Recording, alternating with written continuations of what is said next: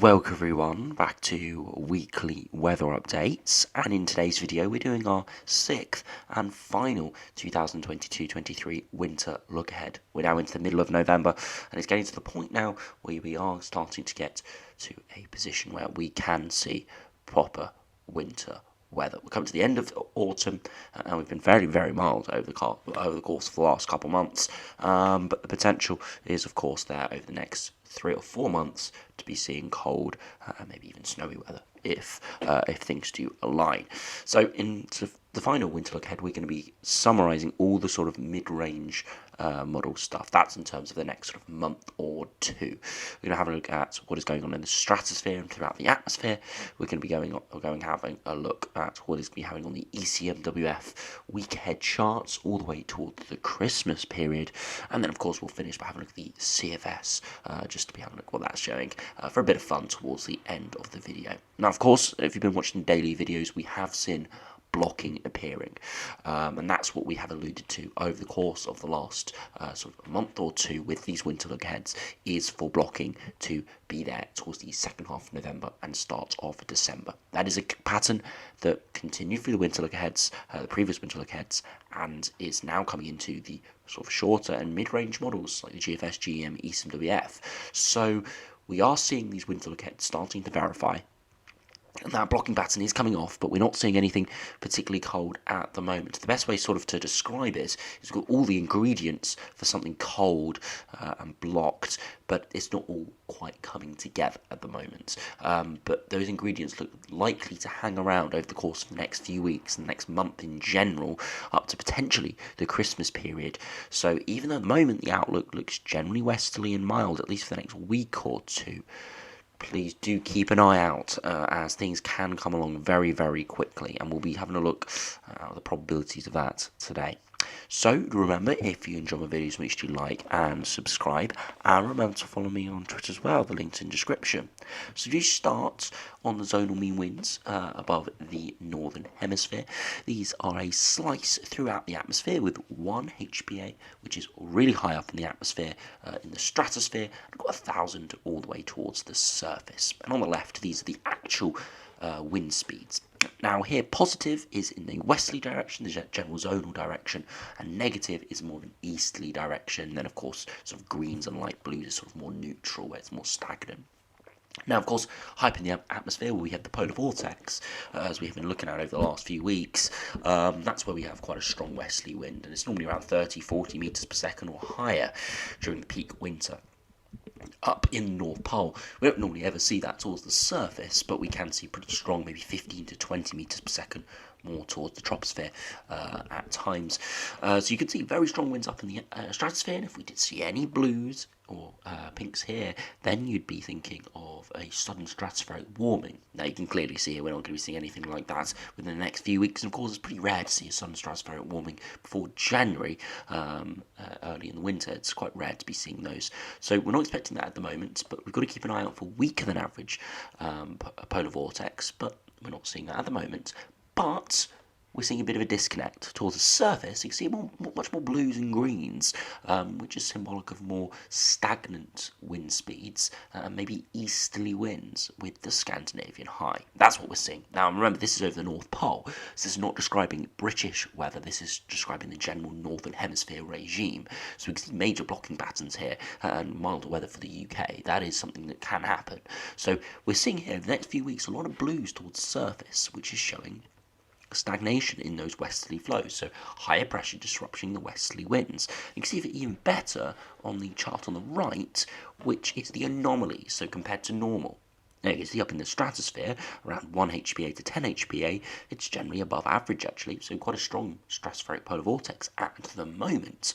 But towards the middle atmosphere to lower atmosphere, a lot more blues, so a lot more blocking taking place, a lot more reversal in the winds, a lot more weaker than average westerly winds towards the surface, so very much symbolic of blocking patterns. And of course what we're seeing on the models is a Scandinavian high potentially moving into the Arctic. So that's the pattern at the moment, and you can see the stratosphere is perhaps not really encouraging Scandinavian high or easterly winds at the moment, but the easterly winds and Scandinavian high are still coming off. Just high up in the stratosphere, it's not particularly weak at all. It's quite strong actually. So if we did see a connect, then perhaps we could be going into a big westerly fest, and that's something that could happen in the second half of the winter. But for the time being, there's a pretty much disconnect because we are seeing blocking patterns towards the surface. Yes, for the UK as an individual area, it's generally westerly and around average at the moment, but in the northern hemisphere view overall, the next few weeks is generally quite blocked, not something you'd associate with a stronger than average polar vortex. So that is something to keep an eye on, and you can see the slice in the atmosphere here, definitely symbolic of those weaker than average winds at the sort of towards the troposphere where our weather is taking place. Now, another way to view this is the weather regimes. Now, these individual bars are showing what the general pattern in the North Atlantic here is, or North Atlantic, or at least the Atlantic side of the Northern Hemisphere, up into the Arctic. So, these are showing probabilities, and of course you only have 100%, so this is probabilities of each of these individual sort of regimes. You've got a positive NAO, that's typically a very westerly wind. You've got a block, which if you scroll down, a block is a Scandinavian blocking. We've got a green, which is the negative NAO, which negative North Atlantic oscillation. And that be more symbolic of blocking towards Greenland and Iceland. You've got the purple ATR, which is Atlantic ridging. So that is trying to get high pressure going, but it's getting sort of toppled by westerly flow. So it can give us quite amplified jet streams and sort of transient systems. We can go cold for a few days, mild for a few days. So it's not a particularly sustained pattern, but it can give wild ranges of possibilities. And then we've got no regime, which is just sort of a mix of it all. So nothing particular. So you can see over the next couple of days, got a positive NAO. And this was put out on Thursday. So by the time you're viewing this, we're into the reds here. So we've got a block, higher pressure over the top of us, and that's what we're seeing on the daily videos. However, next week you see a bit of a westerly flow developing around that sort of later in the week, around that Wednesday, Thursday period, and that continues perhaps into the last few days of November. But then for the first sort of week, or the last sort of week of November into the first week of December, look, quite a big sustained blocking pattern. That's that Scandinavian high, these red bars here. Very, very significant. And you can see the overall regime. You can see at the bottom here, this checkered box is showing what's the most likely scenario out of this. And that is for a Scandinavian high, a Scandinavian block. So very interesting seeing that. Of course, there is still sort of a 20 to 30% chance here of a positive NAO, about a 10% chance of a negative NAO, Atlantic ridging 10%, and no regime probably around 10 to 20%. So still quite big possibilities here of other events going on. But the most likely is for a Scandinavian high. And I must emphasise it won't definitely cause us any colder weather, but the possibility definitely is there. This just is reinforcing the fact that this Scandinavian high we have at the moment, and that is building in at the moment really, is not transient. It's not just going to last a few days and disappear. It's sort of a recurring theme, this sort of higher pressure blocking, and it is quite nice to be seeing this, because that's what we saw about a month or two ago in the longer range charts for Scandinavian high and blocking to our north generally to develop. So it is nice to know that the longer range charts that we had been looking at, a lot of the things we looked at in the first few winter look aheads are now coming to fruition. So we've got the ingredients, but nothing quite is coming off yet. And then as you head right into towards the Christmas period, very much a mixed pattern with sort of no regime generally dominating, as we're still quite uncertain at that time frame. Now, if we do go over to another ECMWF chart, these are the mean, these are the 500 HPA height anomalies and the weekly mean anomalies here. So showing the pressure levels up in the troposphere for each week in general. So again, things can change day to day, but this is the general weekly pattern. So if we did see high pressure well to our north, easterly winds, it generally would be cold. But again, maybe not on individual days. So for the first week here, this is from Monday, so tomorrow, until the following Monday, the 21st. You can see high pressure over Scandinavia, big Scandinavian high, pulling very cold air into Eastern Europe, Ukraine, Russia, down towards even southeastern Europe, towards parts of the Mediterranean could be going very cold. But for the UK, we've still got this big Atlantic system towards Iceland and Greenland, trying to bring in westerly winds. And we've sort of got a bit of a battle between the block and the low pressure, and it looks likely over the next week the low pressure will win.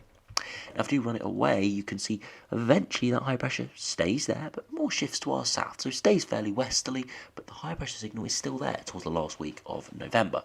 However, as we head into the first week of December, the high pressure remains, but the low pressure weakens. And what this could do is allow those winds really to come in from the east. Whether it's a very cold easterly or whether it's just a slack easterly, a bit of an inversion, we can't say for certain until we actually get into the sort of the daily video models. But it definitely is showing more of a colder, drier regime with higher pressure pushing in easterly winds.